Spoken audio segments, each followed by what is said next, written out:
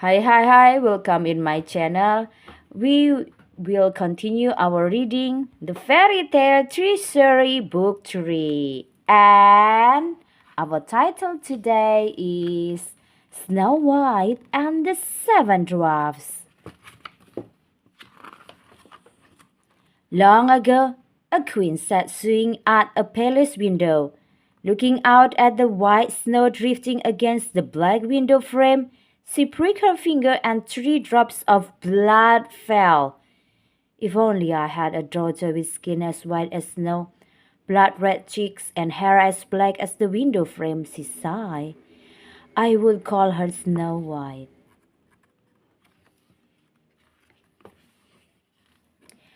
Before long, the queen's wish was granted. Everyone celebrated the birth of her baby daughter, and as the years passed, Snow White became more and more beautiful.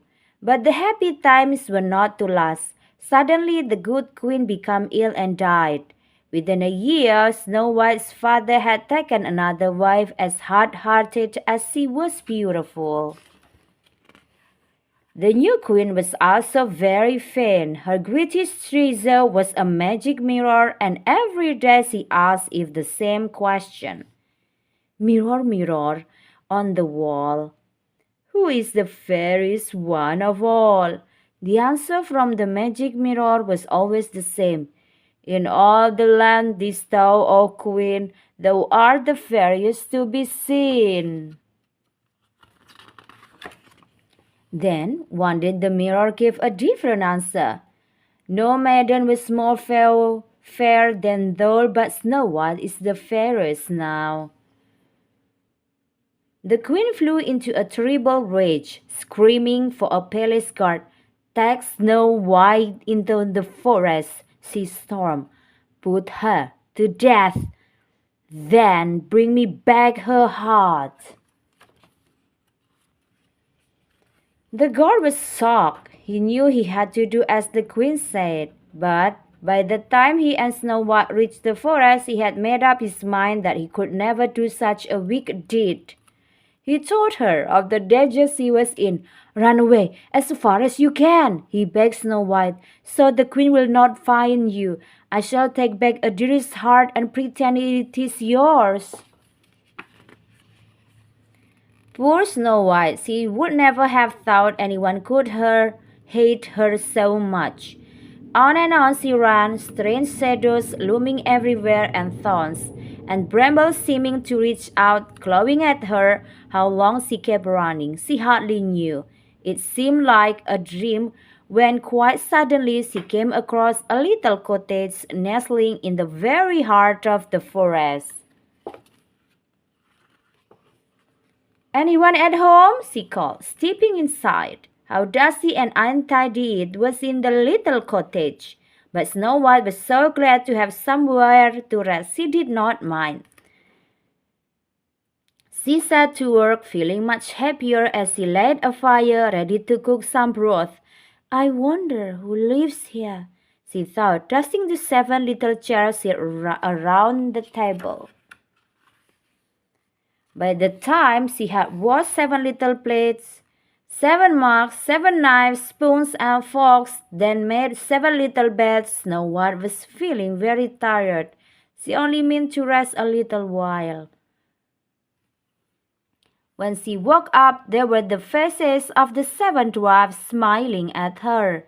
How pleased they had been to return to a warm, clean cottage and find a meal waiting for them, cooked by a pretty girl. As soon as they heard what had happened to her, the dwarf said she could stay with them. Snow White had not been so happy for a long time. She loved looking after the 7 dwarfs. Do not open the door to anyone while we are out, they told her. If ever the queen should hear where you are, she will surely try to harm you again. Snow White knew this was true.